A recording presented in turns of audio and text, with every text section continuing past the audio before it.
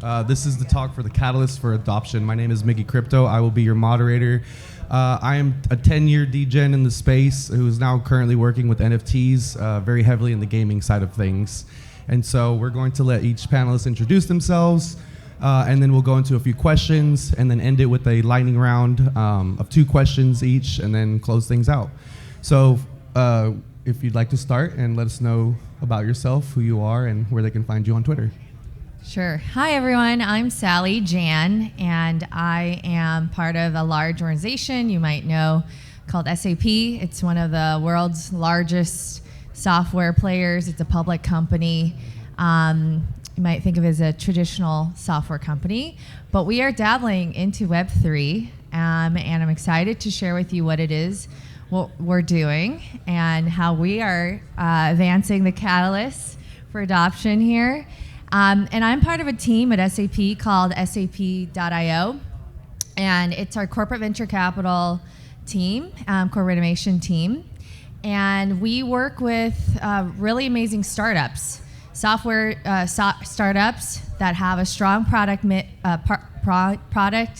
fit in the market and already working with Fortune 500 organizations. And so, of course, Web3 is super nascent. That's hard to come by in this industry, but we have found ways to work with Web3 startups, and we work with them through our accelerator programs that are called Foundries, and they're no equity programs, which means super founder friendly. We don't necessarily take a stake, but it's very much about helping the startups integrate into SAP's ecosystem, find business customer opportunities with our customer base, and have wins together. And then we do invest opportunistically in some startups as well, and we work with primarily seed to all the way to Series D startups. Thanks, Sally. Hey everybody, my name is HM. I'm the co-founder of Lingo. We are a Web3 startup that's trying to disrupt the vacation industry. So what we're about is we found a way to use blockchain and real estate to provide rewards in the form of free vacations. So in essence, it's a token that sends people on vacation for free. And it's a B2C model. So we're about the next billion people coming in. We've tailor-made our value offering to address the next billion people coming in who are not degens. They're everyday guys, and we're just trying to figure out how to add value to the everyday person without needing to educate them. So in essence, it's free vacations. Everybody loves a vacation. And now it's about how do we leverage blockchain to provide real value and accumulate real assets that can generate the real tangible fiat value that we can convert into rewards like vacations to people. That's it for me. You can find us on lingocoin.io. Great. Good morning, everybody. Nice to see everybody. So I'm Jeff Bandman. I'm COO and General Counsel for the 6529 group. We're named after my colleague, Punk 6529, who's one of the leading collectors, thought leaders, investors in NFTs, and a champion of an open metaverse. By an open metaverse, we mean a Web3 that's more like Web 1, where people can own their own digital objects, where you can have a creator economy, which as opposed to the walled gardens of Web 2. And so within the sphere of 6529, we have a number of different initiatives. We launched an open metaverse initiative called OM in April of this year, and have had thousands of communities, initially driven by kind of cultural groups like PFP groups, music groups from literally all over the world. We've had thousands. We have fashion designers and media companies working on activations within OM because they see the benefits of a world where they don't have to pay Apple or Google 30% or Mark Zuckerberg 45% of their revenues. We also have a number of other initiatives under the 6529 tent. We have a museum of NFTs in the metaverse, 6529 Museum. We also, at the beginning of this year, launched an asset management business, which focuses on kind of a long-term buy and hold strategy for Grail elite NFTs. And we also invest in seed state infrastructure. We're constantly raising capital if anybody wants to talk about the NFT fund. My own personal journey to get here I was initially trained as a lawyer, worked as a business executive in financial services, rebuilt Cantor Fitzgerald market data business after 9/11, then spent a number of years as a senior official as a financial regulator at the U.S. CFTC, where we were actually among the first to really start paying attention to crypto after we testified to Congress in 2014 that we thought virtual currency was a commodity and therefore of interest to Commodity Futures Trading Commission. On the back of that, from 2015 to 2017, I launched kind of a working group that later became Lab CFTC, the CFTC's innovation hub. And I continue to advise a number of governments in North America and Europe on digital asset and innovation issues. So the path from regulator to NFT DGen, I don't think too many people have taken it, and it's not for everyone, but if you have the stomach for kind of ups and downs, I highly recommend it, and we have a big belief that NFTs are going to be critical to the transition to Web3. Good morning, everybody. My name is Gav. I'm the CEO at Wolf Financial. I have a pretty traditional finance background. I worked at Goldman Sachs for a while doing private wealth management. I worked in the private equity field as well at a company called Versa. But for the last 2 years, I've actually been working with Twitter. I was one of the first Twitter Spaces beta testers. I was the first person to host an organized panel on Twitter Spaces, and now I host about 40 hours a week of live Twitter Spaces covering every major investment topic, from stocks to crypto to NFTs to real estate, and it's just a whirlwind of fun. Come join me on Twitter Spaces sometime at Wolf_Financial. Awesome. Well, thank you all so much. So we have a great group of panelists here who have experience on both the degenerate side and the non-degenerate side. Sally, I guess I'll start with you. So what are some tools and solutions that you've seen that are effective for adoption? And also, what do you think needs to be implemented as well to help increase adoption? Thanks. I'm probably the least degen person on this panel. I'm making my corporate transition, guys.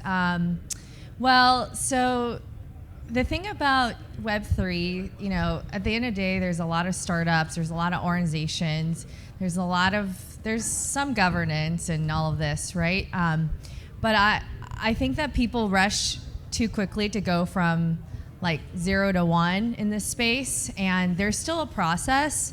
You're still building a company. You still need to think about fundamentals. You still need to think about, not just like how cool the product is, how large the community is, but like, do you have real use cases for the product? Can you really showcase that there is growth potential and a market? We can't forget about Web 2 company fundamentals, especially if you're going out to fundraise for your startup, especially if you're going out to look for B2B customers, enterprise business model, that kind of thing. That's the one thing I've noticed. A lot of Web3 startups have a lot of cool features, have a lot of really cool branding. But if you're trying to sell to an SAP and these Fortune 500 companies, retailers, brands, they still have a very traditional sense of what it takes to get adoption and to really go out and sell. So you need to tell the right story, have the right messaging as a Web3 company that resonates with these more traditional organizations. And so some of the organizations we work with when it comes to Web3 are in the retail space, or maybe they're in the payment space, there's supply chain space, in future of work space. And at the end of the day, they are selling to big companies that are 6-figure, 7-figure, 5-figure contracts. And these big companies still need to really be sold on what is the ROI for their organizations. As a retail metaverse company that's doing virtual avatars, try-ons, digitalizing physical retail environments, how does this product actually help my customers, help me acquire more customers, increase average shopping cart, increase retention, reduce churn, returns, whatever? You still need to show all of those metrics. And I think that's the biggest thing, not to forget that If you are a Web3 organization looking to break into the Web2 customer base, that those are major considerations. And tools, in terms of tools, there's a lot of tools and there's still a lot of barriers to entry when it comes to technology. Like if you're trying to launch in Europe, you still need to have GDPR compliance. You know, if you're trying to launch in the US, PII, right? So security tools, making sure that people feel safe when it comes to transactions and their private information and data on all of these apps and browser sites that are churning out that are Web3, right? Making it really seamless and user-friendly and interoperable between Web2 sites and Web3, tools and environments, and making it just so easy to use that a Web2 user might not even know that they're using a Web3 tool. So those are all different elements I would recommend. And yeah, just make sure to prove and sell your story and make sure that it resonates with a larger mainstream audience, because how else can we get to the next billion users? It'll just stop if we can't really create that awareness and understanding of what it is that you're building. So Gav, you get a chance to talk to a lot of people often. And so you working with the community that you do, I'm sure you get a lot of questions. What is something that you see that is frequently asked when it comes to adoption? What are some issues that you're seeing your community having, in these spaces? Yeah, it's a great question. And personally, I love asking the questions on spaces, but certainly they get asked back. And when it comes to crypto adoption, there's a few key items that people want to touch on. The first is, the thing that they ask me is, of course, how do I make money in this? But I think people are getting at is, how can I test the waters here without subjecting myself to massive losses? And that is kind of the intro step here. I think people look at crypto and all they see is volatility, right? All they see is this thing can go way up or I can lose everything. And I think part of adoption is going to be finding middle ground, right? Finding sustainable earnings and more stable products that people can have access to, or bringing people to the understanding of blockchain technology and some of the underlying tech that is more stable and is used in a lot of processes. Because right now, everyday person hears crypto, they think Bitcoin moving 10% on a daily basis. So that's a big part of my spaces, is that education of the tools that can be used, as well as more stable products and everyday items. Now, in that same vein, the second thing that I always get asked is for applicable use cases. And to be honest, I've already learned a few more here today, just listening to people on stage. I was listening to one upstairs where someone was talking about how with 23andMe or those genomic testing kits or something, how they actually sell your data and they sell all these items and pieces about your background and history. And if you could turn that into an NFT, you can make money all the way down the road as they sell your data and all these little pieces. And I think that's just what people need to hear in their head to understand that underlying tech and blockchain. I have some favorite use cases. They include things like real estate, premier access to clubs, right? Different areas. I've worked with around 100 projects at this point on Twitter Spaces or as an advisor, and I always just lean into people being able to take a use case and connect it back to something that people know, and that's going to be the easiest sell. Take something people know, make that cross comparison, show how it works with blockchain and crypto. Now it's familiar to them, now they have a good understanding of it, and at least they'll be willing to go do the due diligence. And then that's the last step that people are always asking, and that's my main focus on so many of my spaces, is how to do due diligence. You ask me what questions people ask. Well, people ask me what questions they should be asking. That's a huge thing people ask me, is what questions should I be asking to projects? And coming from that traditional finance background, I've tried to make so many crossovers from traditional stock and equity research to the NFT world, whether it's digging into the governance and the leadership behind a company and their backgrounds and their understandings and history and experience, the roadmap, right, also known as, the future projections, the goals, the visions, going through that with a fine-tooth comb. And then for me, at the end of the day, if I'm investing in something, I really look at it as a business, and I want to understand how the user is getting tangible value for the money that they're imparting upon it. And I implore my audience to ask that question and not to just take for granted, oh, there'll be an in-person event at some point, or I'll get something in the mail, but really to look at the money that they're putting in, look at these things as functional businesses and have an understanding if they're going to survive, if this is a good investment, if there's a moat, if somebody can just come along and copy this company. Those are a lot of the questions that I get, and we just mule over these for hours in Spaces, and it's a lot of fun. So user feedback is definitely very important when it comes to adoption, because it's one thing to speculate and guess what is needed. It's another to actually find out and see what people are looking for, what they're asking about, and what they're wanting to use. So HM, what are some problems you see that prevent mass adoption? Yeah, I think Sally, you hit the nail on the head when you said, how do people relate, like normal people, how do they relate to what you're trying to offer to the market? And also you, Gav, when you said, that's well and good if you can relate, but at the end of the day, if you can make 100x but expect to do 0, that's a big problem too. So at the end of the day, I think it comes down to 3 pain points. Number one, this space is seen for the everyday person, as per my understanding and my experience, it's seen as too hard to understand, it's seen as too risky, and it's seen as having no utility in real life. It has utility about APYs and optimizing DeFi and everything, but for everyday people, how does it help me in real life? And at the end of the day, if projects who manage to hit 3 birds with 1 stone, in the sense that it's easy to understand, it impacts my life in my real life every day, and it's maybe not completely not risky, which is the fun of this space, is if this works, you're making X in returns, but less risky. Projects who would tackle these 3 pain points at once, I think would exponentially increase their chances of getting adopted massively. Because at the end of the day, there's like 300 million people today in that space, which is exactly what the internet was in 1997, but it's growing at 113% a year instead of 60%, so it's already the fastest technological adoption in history. But now the question is, even if you assume that the rate of growth is halved, we're reaching 1 billion people in 3 years, but why aren't they here already? And I think the answer lies between it's hard to understand, it's too risky, and there's no utility in real life.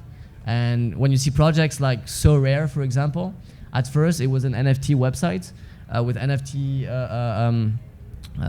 wordings. At the end of the day, it's a fantasy football website. And we're working with a team, the product team who worked on So Rare, and they just reviewed everything, all the wording, and just made it clear that it was a fantasy football website. And their revenue tripled. And the most incredible thing is that people were buying NFTs without even knowing they're buying NFTs, which I think is what the name of the game is. No, that's a great answer. And so Jeff, I think this is a perfect way to segue into the kind of questions we were working on. And after this, we'll start to wrap this up as well. So being that you're trying to make headway in the NFT space, what are some things that you see that will help bring back user investor confidence? You know, what is it going to take to get people to get back into NFTs and feel good about it? Yeah, I think a lot of this has been touched on. You know, I think that one of the hallmarks of consumer adoption is when people stop talking about the underlying technology and they just start talking about the things themselves, and whether it's the fantasy football paradigm, or it's like, the conversations we were having with friends and colleagues about, which punk should I buy? What's a good squiggle? Like the people who are just talking about the thing, and then people, and around the room and around this conference, they're the people who are doing the critical work of the biddling, and who actually can go chapter and verse on the Byzantine generals problem and consensus mechanisms. But I think for one of the key things for adoption is going to be just making the user experience, both the front end and the back end, as well as the security, making all of those things smoother and less clunky.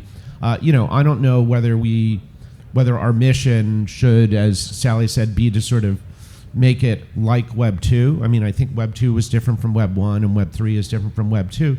But the point is that people have expectations about what their user experience will be, including reset and fixing losses that come from Web 2 and Web 1.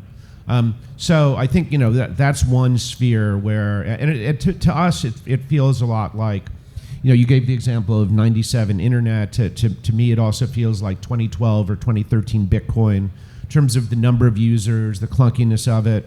It's like purists will connect their wallet to use OpenSea or something, but to broaden the experience. So I think that's one element. I think second is there are more and more use cases.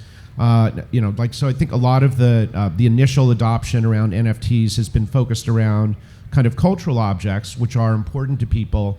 You don't need to own art, you don't need music, but in a way people do need music, and they do need art, and they do need to collect it. So the cultural grails and gaming, I think, have been the first drivers, but we have a kind of massive view of all the other things that NFTs can be used for as a vehicle in commerce, to have an ownership society and a creator society. So I'd say that's one side of the coin. I think the second side is to have a sensible regulatory framework, so that people have realistic expectations. And this is an issue that I think is not going to be easy, particularly in the US, where these things get exaggerated, demonized. There's this rush to simplicity. The Europeans have actually recently passed a comprehensive crypto asset regulatory framework. They left NFTs out of it, and now they're actually studying it before passing new rules. But there's a knee-jerk reaction by legislators and policymakers to say everything that's a digital asset is a financial product. That could not be more wrong. A lot of these things are consumer products. They're not securities. They're not investment products. They may be collectibles. There may be something else. And so I think having a sensible regulatory framework that's not just a sort of knee-jerk one-size-fits-all. We need to get past the era of one-size-fits-all regulation for all digital assets. And that actually is going to require people to get out and vote, frankly, to give to candidates who are willing to show they understand. I think that's going to be important. Explaining will go a long way, but politicians also have to see the consequences of ignoring this thing that's going to be the key to the wave of Web3. Hear, hear. Excellent, guys. Sorry for the interruption at the end of the panel, but this has been a phenomenal half hour. Thank you so much. Big round of applause to our panelists. Yes. If you guys like, why don't you tell them where to find you on Twitter so they can keep up with you and ask questions later. Yeah, as you're exiting the stage. Mine is super easy. It's Sally _ my last name, Jan. It stays here, yeah. Thank you. We're on Lingo Coin, LINGO COIN. At 6529 Guardian, and you should also follow my colleague at Punk6529. Awesome. Another round of applause. Thank you so much.